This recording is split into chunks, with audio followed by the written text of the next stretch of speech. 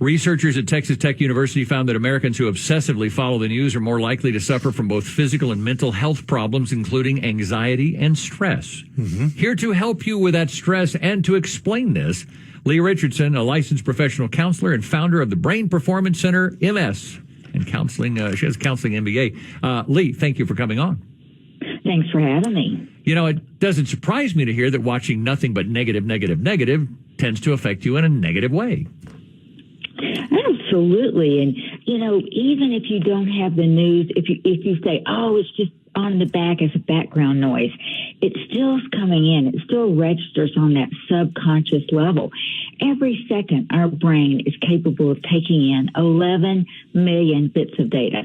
Research says that somewhere between 40 and 120 go on a conscious level. The rest go subconscious. We don't have to go do the math. So that constant background of negativity, even if you think you're not paying attention to it, it's getting into your psyche.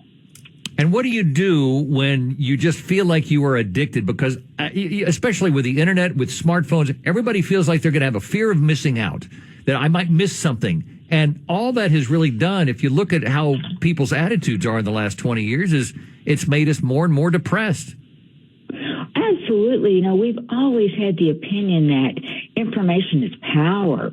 If we know everything, then we'll have the competitive advantage. And what we're finding out is that is not true. You know, I've had clients during the pandemic that they called themselves news junkies before that, and they just had a really high interest in the news. But they did not they were informed by it. They weren't overwhelmed. During the pandemic, that constant streaming, it just continued to elevate their stress levels. And I asked them, I said, please pay attention to how you're feeling before you start that constant streaming. And then see how you feel after an hour of it. And if you can see that, wow, I feel angry, or I feel irritated, or I'm exhausted, then that's your first sign that you've got to manage it. Don't let it manage you. Leigh Richardson, a licensed professional counselor, with us. The headline, that those who obsessively watch news, you can get physically and mentally sick. Great news there. You know, if watching it is one thing, how about you can read headlines that are written headlines that are designed to, the term is clickbait, and you click on these stories and it has nothing to do with the headline. Well, you really make a good point. I was looking at a study that showed online news is even worse for the brain. Our comprehension declines as the number of hyperlinks in a document increases. And those, as you called it, clickbait, man, that's appealing to those of us that are looking for that conflict and that drama. And that turns into an emotional experience, not a newsworthy experience. Yeah, it's funny. We have access to more information than we've ever had, and we're less informed than we have ever been in history. And here's the other thing that comes up with me, Leigh, is that we are the most technologically advanced that society and civilization has ever been, and we're more depressed than ever. Absolutely. And I think that a lot of that has to do is where we've turned for our connection. Many people have turned, and during the pandemic, that influenced the availability of other connections, but they turned to social media as their primary way of connecting with people. And a friend that you make online is not the same as a friend that you have personal experiences with. So it goes, the bottom line, it goes back to earnings, the things we've said a lot, is that social media and maybe the internet itself is just the downfall of humanity. Well, we haven't quite gone that far, but yes.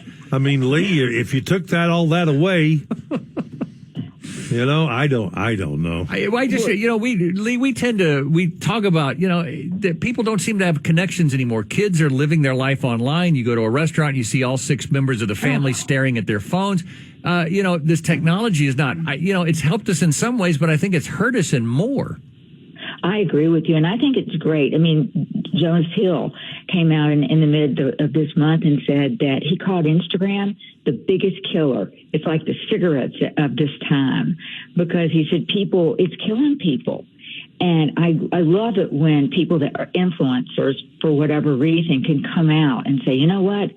I have to get off that stuff. I've got to take some steps to protect myself. Yeah. Because it's just become ingrained. I mean, I have people that come in my office for consultation, and they'll have their little kids with them. They'll give a 4-year-old a phone. That 4-year-old can do more with that phone.